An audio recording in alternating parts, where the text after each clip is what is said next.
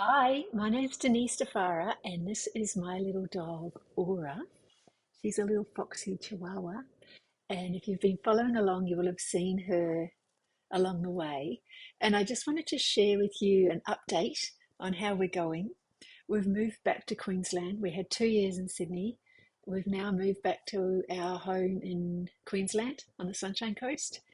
And so this is where we had Aura since she was about 2.5. We adopted her from like a pet rescue place. And so she kind of grew up here. She had her big most of her life here at this house. So she's fitted right back in.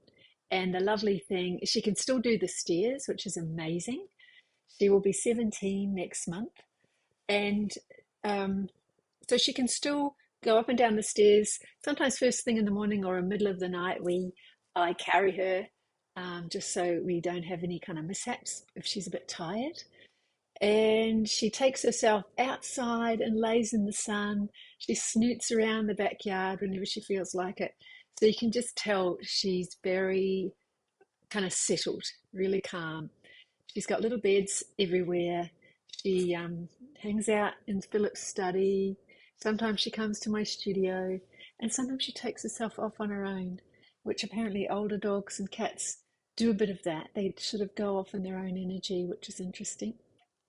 So I wanted to share with you, I've still got that sort of idea to do 100 little aura paintings. It's been interrupted, so to speak, by getting work ready for Melbourne um, Affordable Art Fair, which I've finished 14 pieces for that, which I'm really happy about because we moved house in the middle of me preparing work for that show. So now, so some of you, I've had people buy my little originals. So they're made painted on wood. It was a lovely story that happened in in Parramatta. I got in touch with the men's shed, the local men's shed, and so they cut up a whole lot of timber for me. So I've got more than 100 squares to go on with. And so this sort of idea, this tiny paintings idea, has sort of grown um, grown something in the energy in a way. It's very interesting how you never know when you just follow your heart, follow something that seems um, just sort of appealing to a part of you, maybe even a young part, a little part of you. Because I have this ongoing connection and awareness of, the inner child, or more than one of them. Some of them are sad from childhood, some are like the golden child, that Carl Jung's work talks about the golden child. Um, so yeah, there's something about doing these very small pieces that puts me in touch with quite a lot of joy, and they've and especially like this was one of my favorites, and it's so funny because I put a batch of them up on my Etsy store, and this was for sale for one night, and in the morning nobody had bought it, and so I just took it off because this is one of my favorites. Just the sweetness. I mean, look at it's very similar to how this little one so just sits in snuggled in, this little old lady, Aura, the dog. Um, and just the sweetness of the little cupcakes and things. But so then I'll put it down on my lap now so she can relax a bit. So this one has encouraged me to do the next size up. I did a 30 by 30 painting of it. And then I did an 80 by 80 centimeter painting of the similar design because I loved it so much. So those two will be going to Melbourne Affordable Art Fair. But the cool thing is they happened inspired by this little baby one. So that's happening a little bit more as I go along. I'm painting something in a tiny format and loving it so much that I want to make it bigger. So I didn't see that coming. That's what I mean by following along the idea you have. And I guess that's what the benefit or the I'll go through and show you some more that are on my Etsy. So this little one is on my Etsy. Um, these little these little ones came along as an idea, and then I just sort of got just loved redoing doing more like that of this little aura at her desk. And the posters on the wall, very inspired by Amy McNee.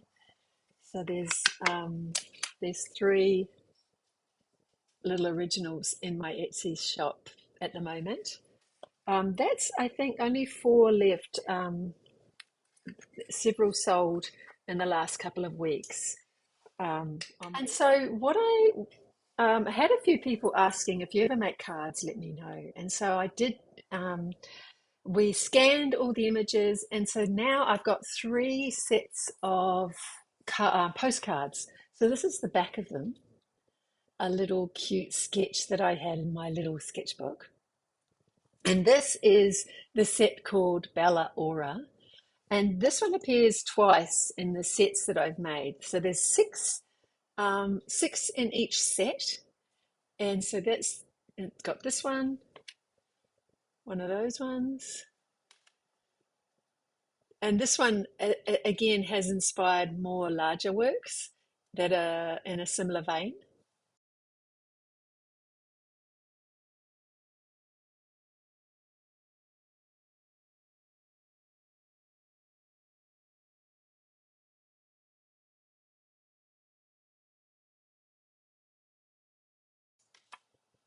This little one is one of the earlier ones that I did, and I kept the original for myself. And this little one,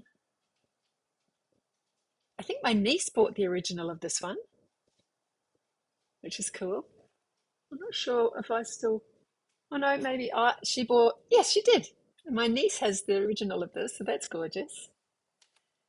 And this one, a lovely artist friend in Sydney bought the original. So it's sort of sweet for me that these are finding their way to people.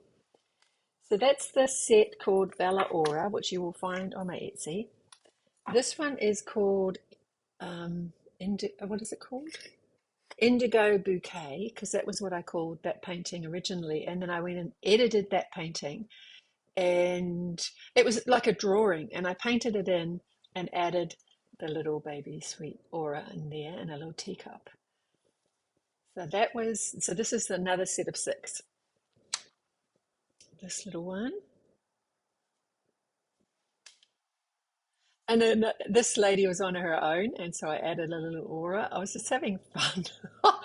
And so, yeah, the original of that has sold. And then there's this little one, another one at the typewriter,